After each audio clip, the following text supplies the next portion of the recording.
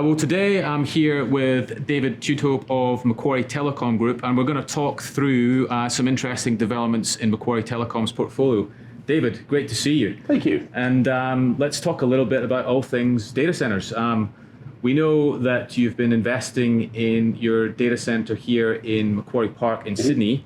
Talk us a little bit about what's been going on and how the future looks. Look, this has been a labour of love for us. We have created this site over the last decade.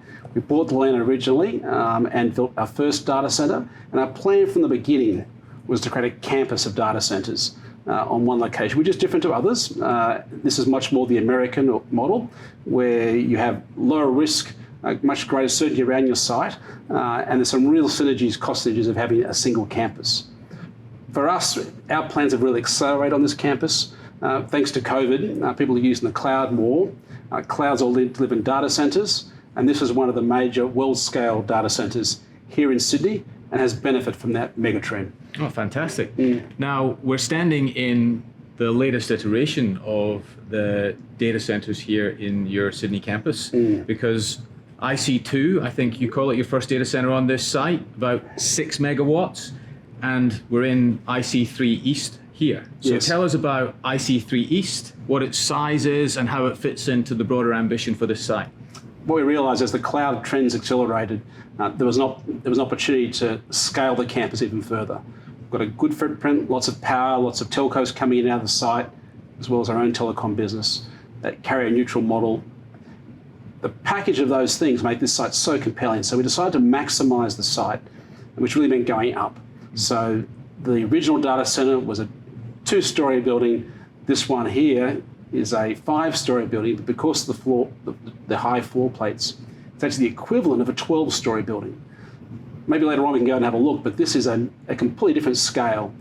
And that really reflects what we see as the opportunity to build world-class data centres on this site in what's become really a bit of a tech precinct here in Macquarie Park. Data Centre Alley, yeah. Yeah. So from memory, the original site, about 6 megawatts. This new investment is somewhere in that 11, possibly 12. I saw the last time you guys put out some information about what you're planning to do here, but eventually taking this entire campus to 50. So help us put all that together and also tell us, when does this new site open? Tell us, when is it open for business? Yeah, so the story started with IC2. So our original IC2 business case was based around corporate customers, government customers, and we wanted to attract 1 or 2 large wholesale clients that would be anchor tenants. And for us, that did work out. We were signed by a very large organisation in the original IC2. That gave us confidence that this was in fact part of a trend that was some years ago now. And then we decided, right, when we build this particular building, we would allow for these new global cloud companies to be based here, as well as corporate customers and government agencies that are so important to the rest of our group. And delighted to say that not only did we land those as first customers, and roughly about 1/3 of the capacity of IC2 is wholesale. In this particular data centre, our plan was 2/3 would be wholesale. Now, as it turned out, this is exactly what happened. 2/3 of this site was pre-sold before we even completed construction. And where we are now is just on the floor beneath our large wholesale client, cloud client, who has built a very large data centre on 2 out of our 3 floors. So we've sold 2 out of 3 floors before we completed construction. We've then been fitting that out over the course of 2021, and we're just wrapping that up right now. We're delighted with the progress on that, and that leaves this floor to sell to our corporate customers and our government agencies. Fantastic. So here we are, December 21, let's put a date. The building, I can tell you, is finished, or as good as I can tell anyway, and we're at the stage now where the next phase, which is the investment that leading corporation will put into to build that data center inside your environment. Yes. And then over the course of the next year or so, as it turns out, that will move from being an investment that the business is making to an operational business where you will be receiving revenue for your services that you're providing. That's exactly right. So it'll start kicking through in our financial returns imminently. And our mind has now moved forward to, all right, IC3 West, let's bring that forward. Yeah, help us set the scene with that. How does that fit into the overall picture here? So the original vision for the campus was to have 3 data centres, IC2, IC3 East where we are, IC3 West.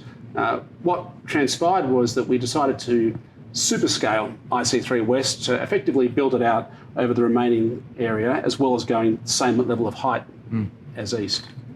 That reflects our confidence in the growth of the cloud market and the very large wholesale customers. So we've submitted in August plans for that site, and that's now going through the development approval process, part of the state significant development stream, and we're confident about getting development approval in early calendar year 2022.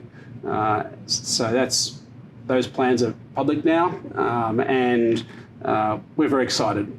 It really is a very nice fit with what we're doing here, but we are trying to be smart in terms of creating a low operating cost base. Our land is a significant competitive advantage. We paid $10 million for the land roughly 10 years ago. Others have paid up to 10 times that number for half the same parcel of land. So it's a really significant cost-based advantage. But you combine that with the operating advantages of having a single site in terms of all the security and the electronics, you can see that we really are building an asset that has a very competitive cost structure. And a long life. These data centres last for quite a long time. They're long life assets, 30-year assets typically. So, David, Macquarie Telecom, it does more than just data centres. You have a burgeoning cloud services business. Talk to us about the investments you've been making there and the activity that's going on. Yeah, look, our cloud business is really interesting. It's built around providing services to cloud companies as infrastructure as a service, as well as to large organisations. So we provide the compute and the storage and the cybersecurity for those customers. It might be a large corporate like Metcash, which does all its internal IT systems here. In fact, moved away from AWS to Macquarie because our model was much more certain in terms of cost as well as being cheaper. It might be a university that has its central student systems here rather than on campus in an old facility. Or it could be a software company, or it could be a payments gateway like BPay, for example, is one of the customers of our cloud services business, has been for some years. You can imagine mission critical, everyone uses it every day.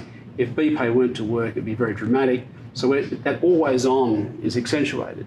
So you literally build them a private cloud. We build them a private cloud, we operate for them. Using your infrastructure and that technology layer that sits on top of that, the storage and the servers, and you build that and then sell that to them as a service. Exactly, and our staff monitor it 24/7, right up to the hypervisor level, and to make sure it's always on.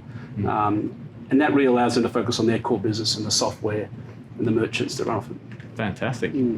So David, a very large group of customers that you've referenced are your government customers and your government business. Yes. Let's talk a little bit about what you do for those customers and why it's so central to what their IT needs are. Yeah, look, our government business unit is a core part of our business. It's a business we've been in for 15 years now.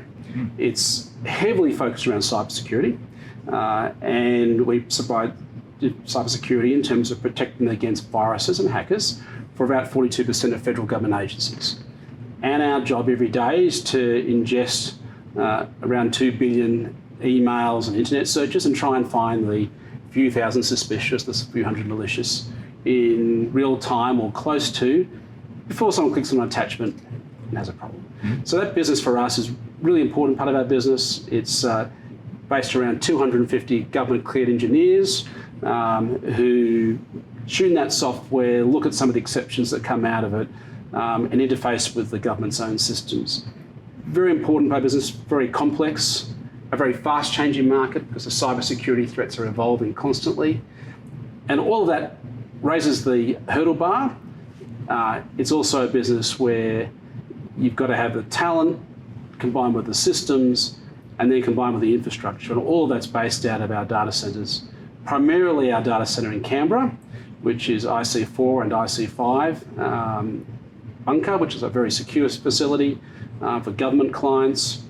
as well as here at Macquarie Park, where we have very clear government enclaves, especially set aside for government clients only, with cleared personnel only, as well as our original data centre at Central Station. So it's a very focused business built for government agencies and heavily orientated around cyber. It's a strong growth business for us, but one which is based around the needs of federal government and to some extent state government.